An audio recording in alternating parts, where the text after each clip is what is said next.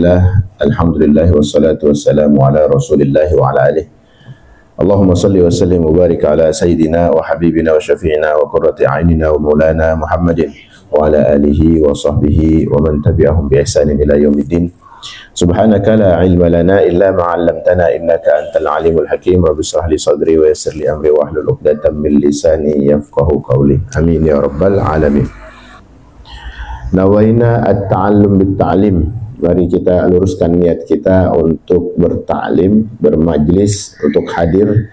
Semoga dengan kita hadir, Allah berikan faham kita dan berikan kefahaman takwil dari apa-apa yang kita pelajari, yang kita dengar, dan hinggap di dalam memori kita dalam bermajlis. Amin ya rabbal alamin. Syukur alhamdulillah, wal khairu wa syarru bi masyiatillah. Kita berada di waktu yang alhamdulillah insyaallah berkah, karena memang di situasi yang memang membuat orang dalam berkegiatan setelah aktivitas liburan. Nah, ini kita menggapai satu waktu ya yang emang menjadi rutinitas kita untuk kita pegang erat keberkahan waktu. Ini kita dikasih kesempatan, alhamdulillah wa syukurillah, kita bisa hadir, kita bisa bermuajahah, kita dikasih kesehatan oleh Allah Subhanahu wa ta'ala. Sampai detik ini iman Islam kita nggak lari kemana-mana. Amin, alhamdulillah. Ini syukur namanya. Kalau kita menjalani segala nikmat ibadah, bisa berzikir, bisa hadir, bermajlis, bisa niat aja diingetin, itu rezeki dari Allah Subhanahu wa ta'ala, dan harus kita senantiasa lestarikan. Yang namanya niat baik itu kudu sering diingetin, sebagaimana kita memulai apa-apa dengan niat dikala kita bertakbiratul ihram dalam sholat 5 waktu, dalam kita beramal. Itu sama kayak kita nggak bosan-bosan diingetin untuk niat, datang ngelurusin lagi waktunya, ngelurusin lagi hatinya. Ya, karena waktu yang begitu istimewa ini, kalau kita nggak manfaatin baik dengan niat yang tulus, dengan niat yang ikhlas, sayang-sayang waktu istimewa yang emang disediain buat kita untuk bisa hadir, untuk bisa bermuajahah, ya, bertatap muka dengan orang-orang yang lebih condong kepada keikhlasan. Kira-kira yang datang mau ngapain kalau bukan ikhlas pengen bermajlis? Alhamdulillah kalau ada satu dorongan ke tempat yang emang di sana nggak ada upahnya, nggak ada gajinya, tapi lillahi ta'ala kita pengen terpanggil karena emang buat rutinitas istiqomahnya kita ya lagi pengen kita latih nih. Nah, ini luar biasa berarti. Ya Allah kasih sama kita, dikasih ya kepada kita waktu yang istimewa. Jadi kalau lagi datang dan paham kalau ini istimewa, pakai sama doa yang baik-baik. Kita doain saudara kita doain almarhumin. Apalagi kemarin ada saudara kita yang udah ngeduluin kita, ya, saudara almarhum Darwis. Ada beberapa kali sempat hadir ya di majelis.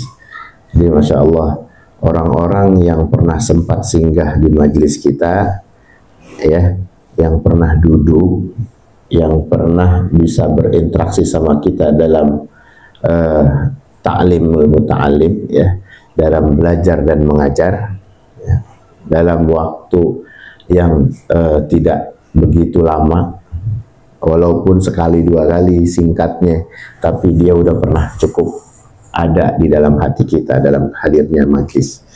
Nah, ini kita doain, apalagi kalau kita ini istiqomah dimanapun kita bermajlis, kalau emang ada kenangan baik, kenangan kita itu ada di tempat itu, kenangan kita bersama itu bakal jadi saksi kelak di yaumul akhirah, adalah mendapatkan syafaat kebaikan dari amal ibadah kita. Itu harapan kita kan begitu. Biar kata sebentar, apalagi lama, apalagi rutin, apalagi istiqomah. Ya. Karena kita minta pertolongan apalagi kalau emang amal kita dikit, yang kita kerjain banyakan kagak ikhlasnya dibanding apa? Dibanding amalan-amalan yang emang terdorong baik atas jamaah. Itu lebih banyak condong sama ikhlasnya. Kalau ngerjain sendiri kan ogah-ogahan, tapi kalau sama jamaah enak. Ya, kita ketemu terpaksa jadi pengen nyobain bareng-bareng berjuang. Ya, kalau di rumah sendirian kita kagak berjuang, nunjukin diri aja ogah-ogahan. Tapi kalau sama teman kan ada gregetnya. Salah satu yadullah ma'al jamaah, ya, tangannya Allah itu atau keputusan-keputusan baiknya Allah bersama banyaknya para jamaah, ya, terutama jamaah yang lillahi ta'ala, yang karena Allah. Makanya kalau kita lagi ada orang yang lagi pengen ngaji, ya, lagi pengen ibadah, nitip-nitip doa dah. Nah, nggak lupa kalau kita lagi hadir di masjid atau di majlis, ya kita doain mereka.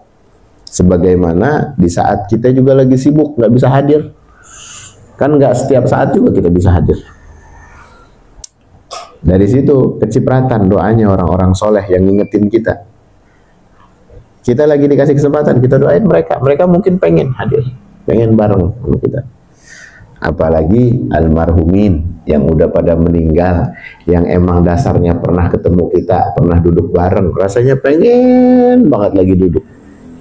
Apalagi ngelihat keikhlasannya majelis, Masya Allah. Ya Allah, hidupin sebentar, pengen balik lagi, pengen hidup bareng lagi, pengen duduk bermajlis, berzikir bareng-bareng lillahi ta'ala karena Engkau ya Allah. Pengen balik rasanya. Biar kata sebentar banget. Apa? Li'an atasaddaqa wa an a'mala sholihah. Untuk aku bisa bersedekah dan beramal baik. Ya, salah satu bersedekah kita kan ada di lingkungan-lingkungan majlis, ya. Ada yang bersedekah dengan hadirnya. Sedekah kan banyak versinya. Ada yang bersedekah beli yang ada fulusnya, beli air. Ada yang nggak punya duit, hadirnya aja udah sedekah. Nyaman kita dihadirin sama dia. Terasa ada orangnya. Beda kalau nggak ada orangnya. Ada di grup doang.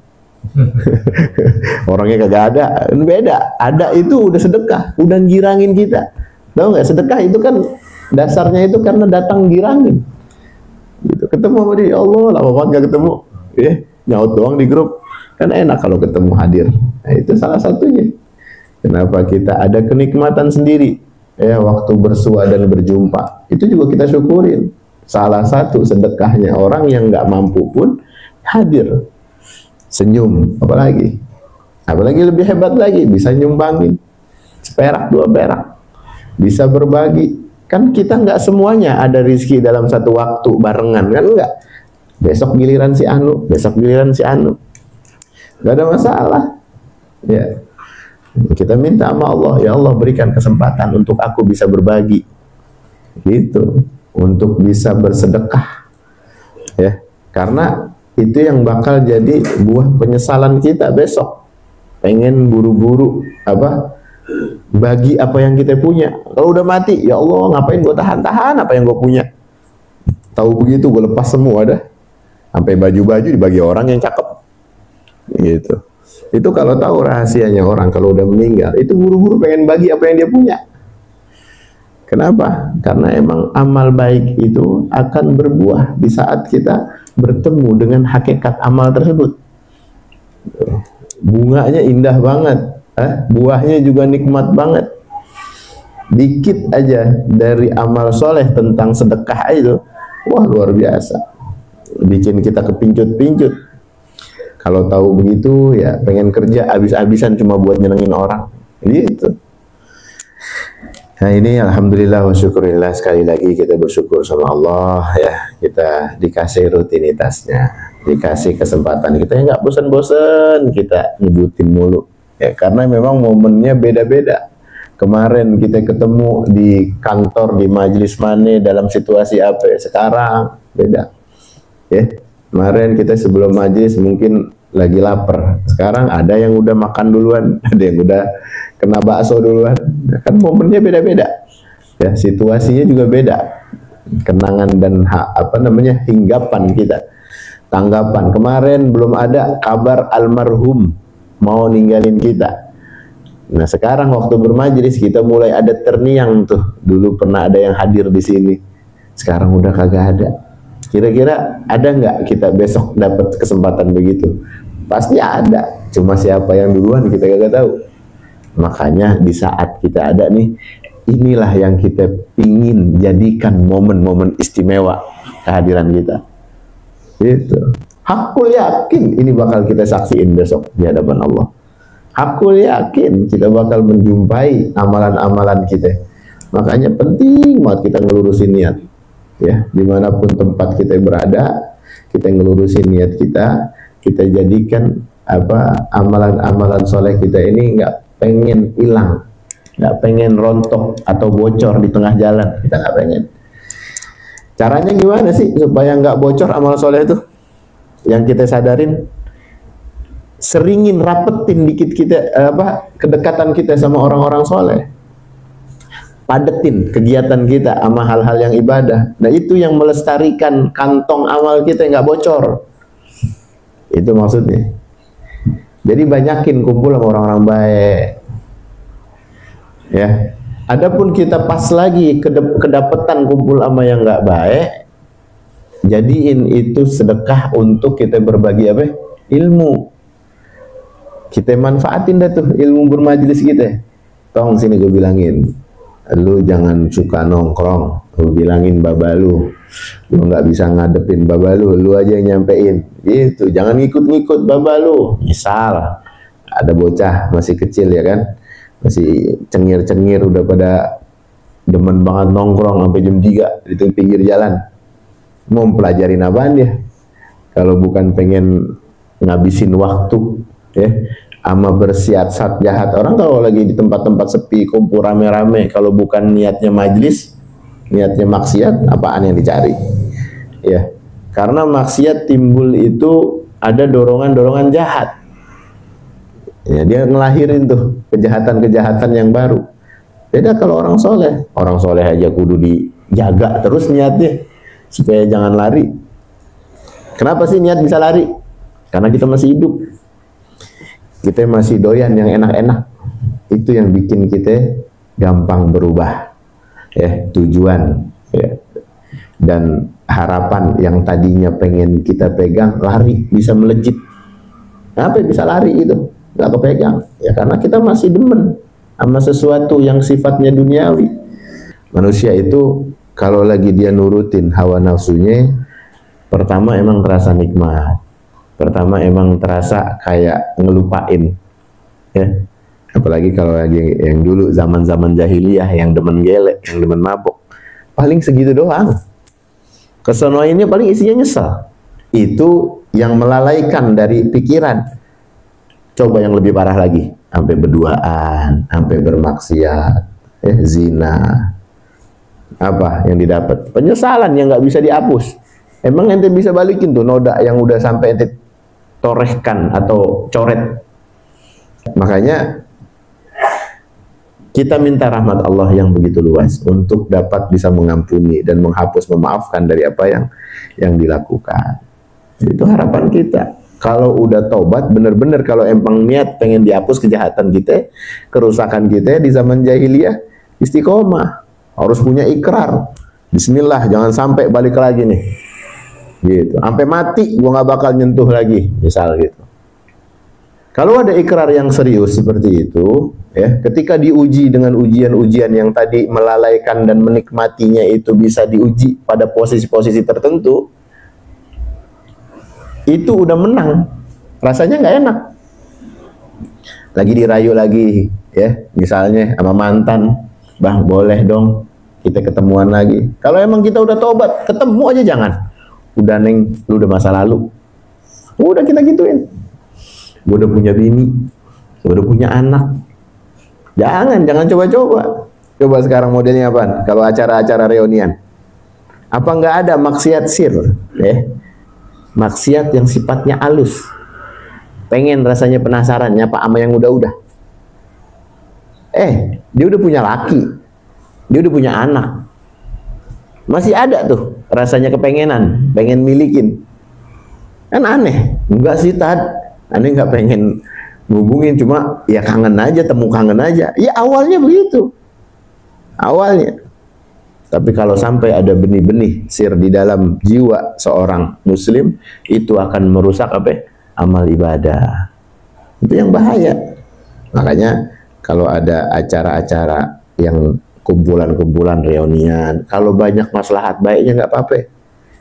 Kalau kangen itu nambahin iman takwa aja nggak apa-apa.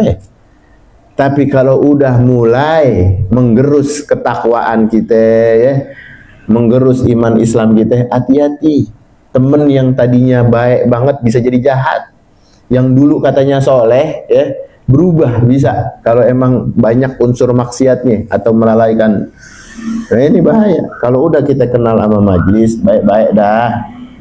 Biar jangan beramburan ini amal. Pahala ente ngumpulin istiqomah, Masya Allah, banyak banget. Tapi diuji sama Allah kadang-kadang pada posisi-posisi tertentu seperti itu. Momen-momen kayak begitu. Iya, kita diuji sama yang begitu.